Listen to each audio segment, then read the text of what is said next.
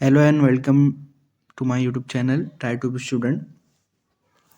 मैं आज आपको बताऊंगा कि इग्नू किस तरह से पेपर चेक करता है और मैंने किस तरह पेपर लिखा। मेरी पेपर की पीडीएफ है और मैंने फर्स्ट ईयर कैसा एग्ज़ाम पास किया। आपके लिए क्या टिप्स हैं कि आप जो है तो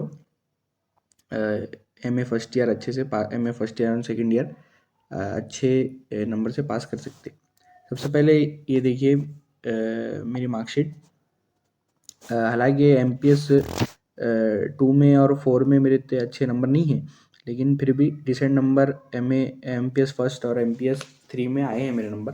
बाकी अगर इनका टोटल मिलाएंगे तो असाइनमेंट के नंबर के साथ 64.4 कुछ परसेंटेज बनता है, जो कि एक इग्नू में जो है तो डिसेंट परसेंटेज बनता है। लेकिन मैं आप इसलिए वीडियो बना रहा है कि जो बच्चे कंफ्यूज रहते हैं कि किस तरह मेरे जैसे, मैं भी जब बिगिनर मैं फर्स्ट ईयर में नया नया एडमिशन लिया था तो मेरे को भी समझ में नहीं आता था कि वो लोग चेक कैसे करते, नंबर कैसे देते अपने। हाँ, आपके लिए इसमें पॉइंट्स क्या है मैं आपको बताता हूँ। 5 पॉइंट मैंने लिख के निकाला जो आपको हेल्पफुल हो सकते हैं एक इग्नू के एग्ज़ाम देने में। सबसे पहले तो यू हैव टू स्टडी। देखो, ये बात बिल्कुल सही है कि इग्नू टफ पेपर सेट करता है और अच्छे से चेक भी करते हैं वो लोग। ऑल्दो वो थोड़ा लेट हो जाते हैं रिजल्ट देने में, मेरा भी बहुत लेट आया था इंतज़ार करते करते, लेकिन वो रिजल्ट भी देते हैं और अच्छे से चेक करते हैं। जब मेरा रिजल्ट आया, जब मैंने देखा भी कि जो मेरे पेपर अच्छे नहीं गए थे या मैंने जो आंसर अच्छे नहीं लिखा था उसमें मेरे को अच्छे नंबर नहीं मिले, और जो मैंने कॉन्फिडेंटली अच्छे आंसर लिखा था तो उसमें मेरे को अच्छे नंबर मिले ही थे। तो इसलिए आपको यू हैव टू स्टडी करना और पढ़ना आपको तो बहुत ज़रूरी है। चाहे आप गाइड से पढ़ो, चाहे आप इग्नू के दिए हुए किताबों से पढ़ो, चाहे आप नोट से पढ़ो, चाहे आप यूट्यूब से, आपको पढ़ना ही है। फिर अगर दूसरी बात कि आप 8 दिन पहले पढ़ो या 1 दिन पहले पढ़ो या एक रात पहले पढ़ो, आपको पढ़ना तो पड़ेगा ही। बिना पढ़े आप इग्नू के एग्ज़ाम पास नहीं हो सकते, क्योंकि वो लोग अच्छा खासा टफ पेपर जो है तो सेट करते हैं। दूसरा पॉइंट आपके वास्ते ये है, अटेम्प्ट ऑल 5 क्वेश्चन। ये देखो, अब आप पढ़ के नहीं गए या पढ़ के भी चले गए तो आपको ज़रूरी है कि वो जो आपने देखे होंगे, आप 3 पेपर तो आप दे ही चुके होंगे। तो 100 नंबर के जो पेपर होता है उसमें 10 क्वेश्चन है, उसमें से 5 अपने को करना है। तो 5 अपने को तो लिख के आना ही आना है अगर पास होना है।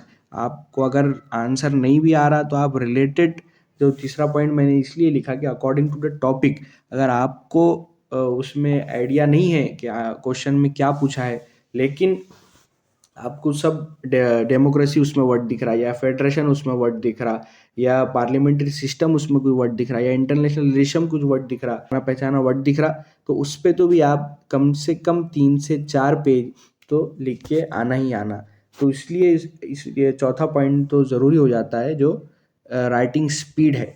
आपको 20 नंबर का एक क्वेश्चन है जो 5 करना है अपने को, तो आप 20 नंबर लेने के वास्ते कम से कम 4 पेज और ज़्यादा से ज़्यादा तो 5 पेज या 4.5 पेज तो लिखना ही लिखना है। मैं आपको पैटर्न भी बताऊंगा अभी मेरे मार्कशीट बताकर कि अपना मेरा पेपर सैंपल बताकर कि किस तरह चेक करते हैं और मैंने किस तरह आंसर लिखा, मेरे को कितने नंबर मिले।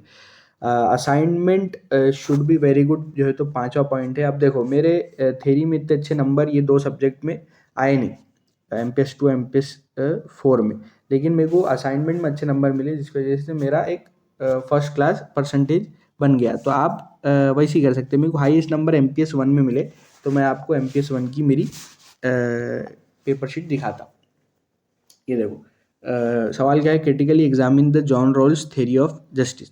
तो सबसे पहले आपने क्या कर लिया, इंट्रोडक्शन में जॉन रॉल्स की पूरी थ्योरी का एक ब्रीफ इंट्रोडक्शन दे दी कि भाई जॉन रॉल्स भाई कौन थे, उन्होंने क्या करे, कहाँ के थे, और कब उन्होंने जो है तो ये देखो कब उन्होंने थ्योरी दिए और किस तरह से वो कर दिए उन्होंने। तो आप इंट्रोडक्शन में ये 3-4 पॉइंट ये लिख सकते हैं। एक लास्ट पॉइंट आप ये लिख देना 5वां, कि भाई ये आंसर में हम जॉन रॉल्स की थ्योरी के बारे में मालूमात हासिल करेंगे, मतलब इंफॉर्मेशन लिखेंगे।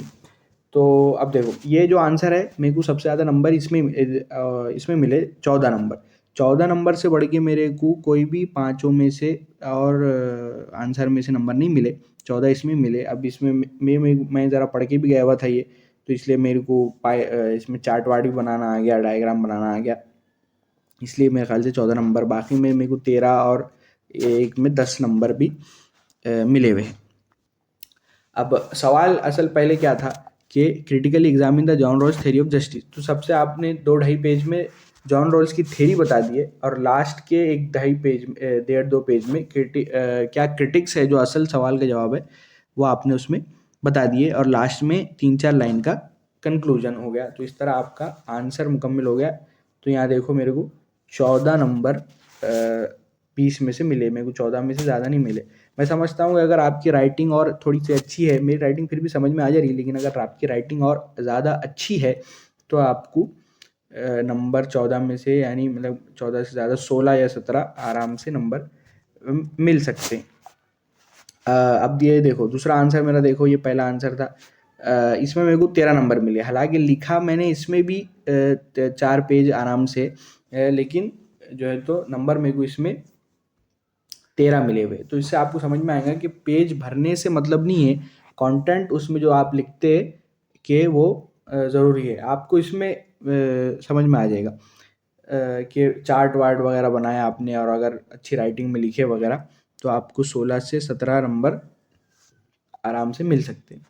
अगली बार मैं सोच रहा हूँ कि MPS 3 पे एक स्पेसिफिक वीडियो बनाऊँ कि जो स्पेशल टॉपिक्स है किस तरह आप कवर कर सकते हैं, कहाँ कहाँ से आप पढ़ सकते हैं, या गाइड लेना ज़रूरी है, या यूट्यूब से भी सिर्फ आप पढ़ सकते हैं। तो अगली वीडियो में इंशाल्लाह हम उस पर बात करेंगे।